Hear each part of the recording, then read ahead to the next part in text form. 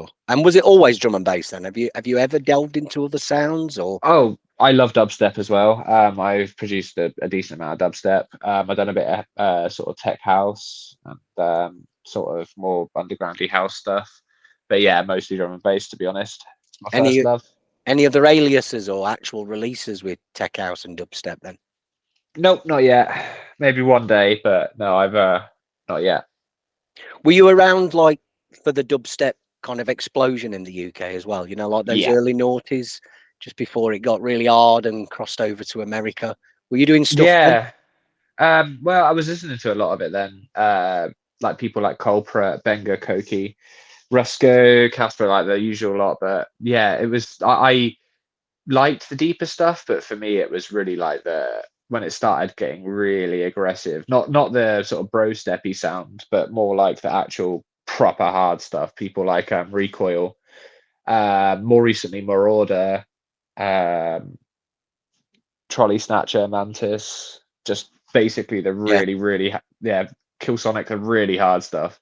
It's just anything that has like that basically tears your face off, I was down for. Yeah. But a lot of that sort of more Americanized bro steppy sound, it was just a bit naff really, especially when neurofunk started going the same way for a little bit, just adding in loads of just random laser sounds.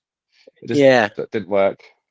Yeah, for me it was like I think like early noughties, like you said, the Koki and Benga and things and Hatcher, they were absolutely smashing it. And then obviously you had like Magnetic Man, Scream, and they were doing all the commercial side. And I absolutely loved that. I did like Trolley Snatcher, I did like Funk Case and things like that. But it seemed as though when that came about and it got quite hard, like you had Rotten Recordings. Do you remember Rotten Recordings as well? Yeah.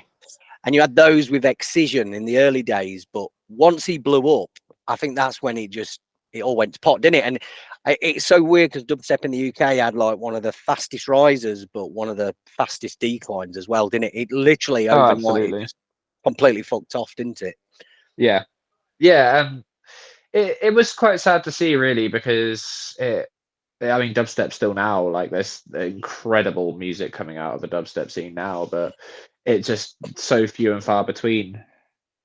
I mean, when you see people like Alex Perez doing like insane dubstep. Oh, who did that track? That one with Foreign Beggars.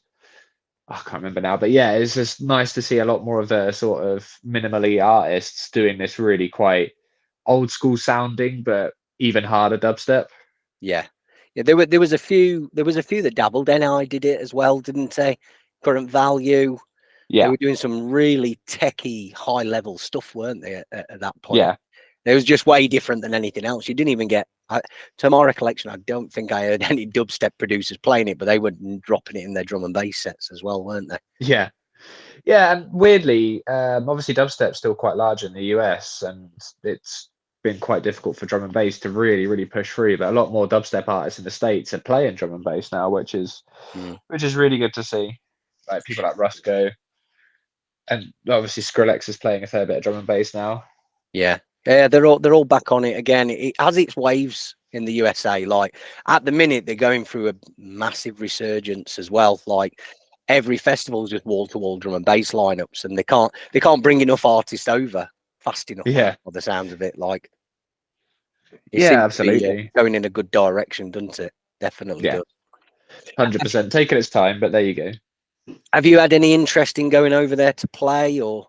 I'd love to. Absolutely love to. I've had a couple of like tentative interested messages and stuff like that, but they've never really amounted to anything. I'd absolutely love to go and play over there.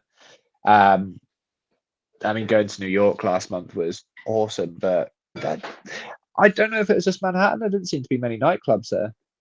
It's on the outside. It's I guess it is very underground. You go there, you don't notice clubs, but clubs are everywhere in New York. They're literally just, there's no signs. It's just like a little basement door, and then you're underground, and it's absolute massive club. But there is a lot of clubs, especially in Brooklyn as well. There's a ton in Brooklyn.